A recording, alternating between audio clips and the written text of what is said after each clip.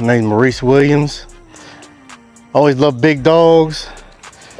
I wanted to introduce this area to something different, so I ended up getting a South African boerboel out of Cincinnati, Ohio, and have never looked back. In love with the breed. This dog here is a Southern Ohio boerboel dog, and very happy with him.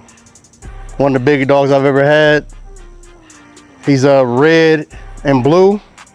Name's Django.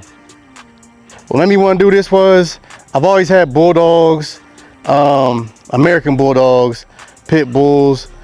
Like I said, I love big dogs, and this is something that pretty much intrigued me. You know, not so much of just being a breeder, but a love for a dog. You know, I don't want to just do breeding. I want somebody to love this dog as much as I do. So, you know, here we go, big boy right here. Yeah, man, I try to be a perfectionist when I get my mind set on something. I try to be a real perfectionist on, you know what I mean? So I got my mind set on a goal. I just try to be a perfectionist because, you know, growing up, didn't have a lot. Then when I got it, I know what it takes to keep it, you know what I mean? So, yes sir. I grew up on the west side by Davie Moore Park, so, you know, if you're from Springfield, you can imagine. It was a little rough back then. I'll be 50 years old next year. And, you know, made a lot of friends. And, you know, we respect each other. Shout out to Robinson Drive, shout out to Ennis Fallen. You know, grew up over there. You know, and I've had big dogs since then, since I've been, you know, me and my brother Brian Harding, we've had big dogs since we were younger. Pit bulls, American bulldogs, Presa Canarios, Cane Corsos, English Mastiffs. This is the first South African Mastiff that either one of us have had. I'm not in it just for being a breeder. I love the dogs. I wanted to incorporate a black dog in my program. You know, a lot of people say, you know, it ain't about the color. To me, I like color. I think color sells. And, you know, this is my big boy here. He's 8 months, 9 months. And like I said, I want you to introduce him into the program. We're gonna walk up the hill here real quick. His name's Treason. It's Treason for a reason. You know, up here, this is what they call a dog run. So as you can see, I got Django locked up in the dog run right now. You know, I gotta keep them two separated a little bit, but they got their own running space. Treason, he stays out here in the yard. You know, he runs the yard here and does a good job. Call him the gatekeeper sometimes. That's what he does, sit by the gate. Real good guard dogs. They were bred for guarding you know, homes and stuff and herding in Africa, so, and hunting also. You want a big loyal dog, family dog, this is the one you want. You know, you got Presa Canarios, you got Cane Corsos, then you got the South African boerboel. There's a lot that goes into breeding actually.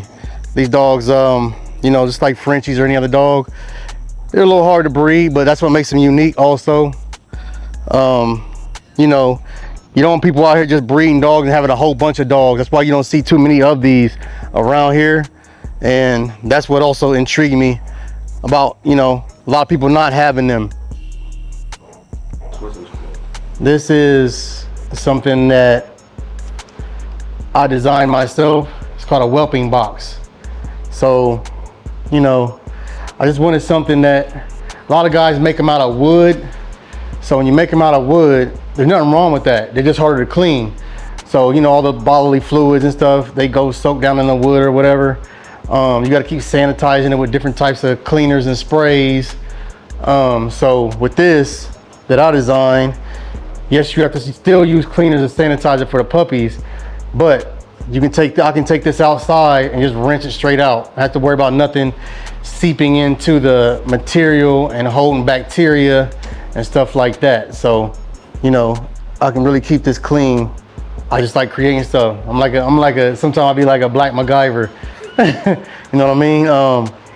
Sometimes I just get a vision in my head about what I want, and it actually took me like 10 hours maybe to figure this whole thing up with dimensions and latches and where I want to cut it at and everything else. You know what I mean? Even drilling the holes in the sides, like so she can get the proper air. Yeah, I like to bring him over here and give him a quick little rinse off. It's hot out, so you know.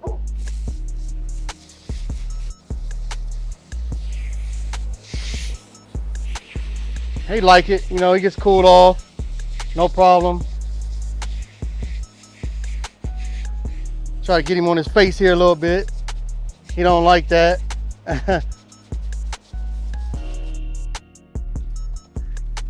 Here, my big boy, huh?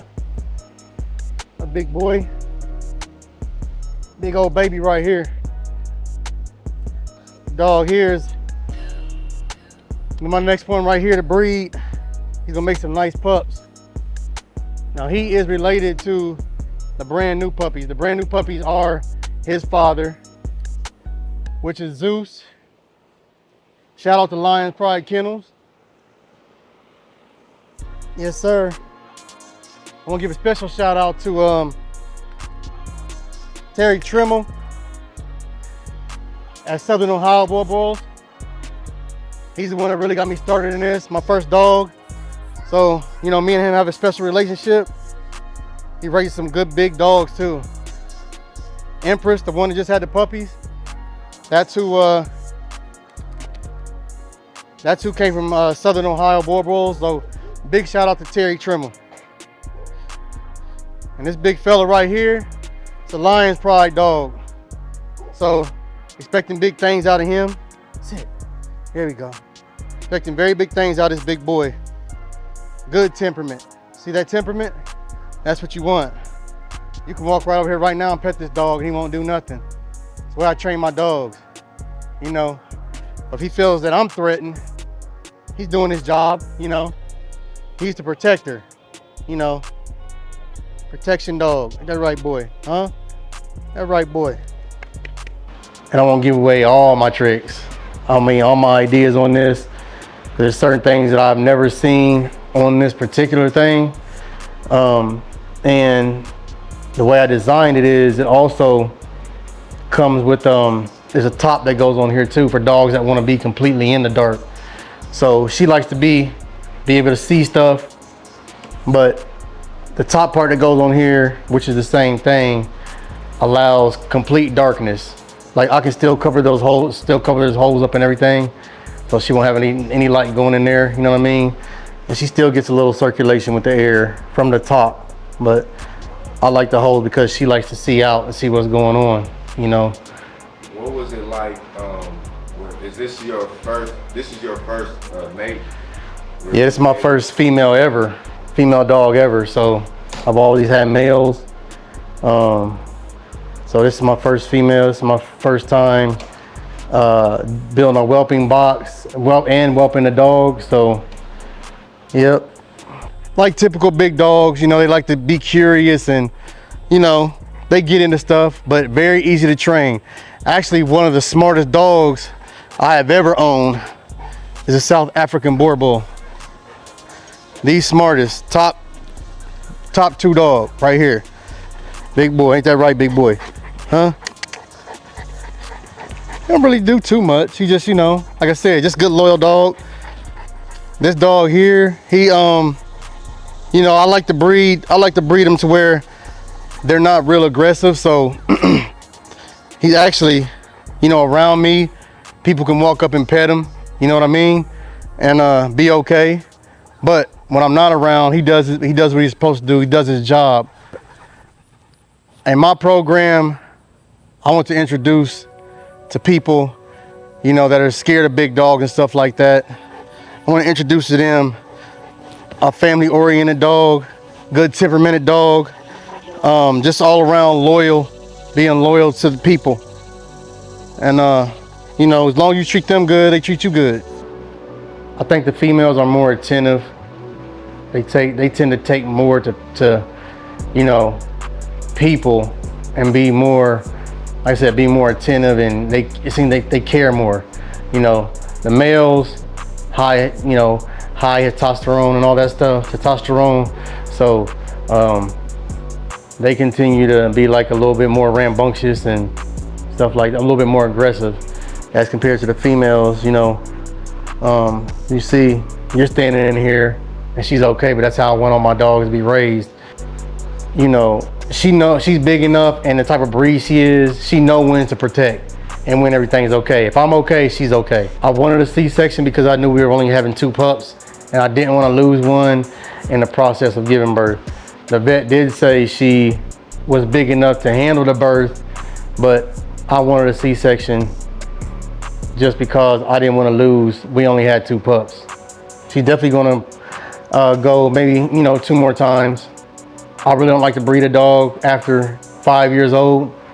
To each his own with that, but after 5, it tends to be a little bit more harder on the dog. And like I said, I really care about the dog. I'm not just breeding. Like, she's not going nowhere. She's gonna stay here till she gets old, you know what I mean? I'm not just gonna be like, well, she's done breeding, so I'm gonna send her off to some type of retreat or something like that. No, she's here.